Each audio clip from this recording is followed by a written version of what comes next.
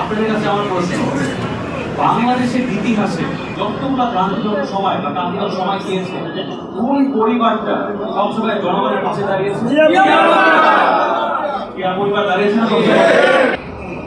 আমাদের মুক্তিযুদ্ধের সময় শহীদ রাষ্ট্রপতি জিয়া রহমান, তার কিন্তু কোনো অসুবিধা ছিল না, সে কিন্তু সব পাচ্ছিল, কিন্তু সে সব কিছু ত্যাগ করে স্বাধীনতার ঘোষণাটা, তার সব জীবনকে বাজি রেখে ঘোষণা দিয়েছিল না? এটা জিয়া রহমান করেছে। 90-তে আমাদের নেত্রী, বাংলাদেশের গণতন্ত্রের মা, দেশনেত্রী বেগম খালেদা জিয়া, তিনিও সব কিছু ত্যাগ করে, তিনি একজন নেত্রী, বাংলাদেশে আমাদের সবার মা, সবকিছু ত্যাগ করে 90-তে দীর্ঘ 9 বছর স্বৈরশাসক এরশাদের বিরুদ্ধে আন্দোলন করে বাংলাদেশের গণতন্ত্র পুনঃপ্রতিষ্ঠা করেছিল না? নিশ্চিত খালেদা করেছে না? এবং এই যে 16টা বছর এই আওয়ামী ফ্যাসিস্টদের বিরুদ্ধে, এই মাফিয়া গণহত্যাকারী খুবই আওয়ামী লীগ ফ্যাসিস্টদের বিরুদ্ধে কে নেতৃত্ব দিয়েছিল? দেশ নায়ক জনাব তারেক রহমান।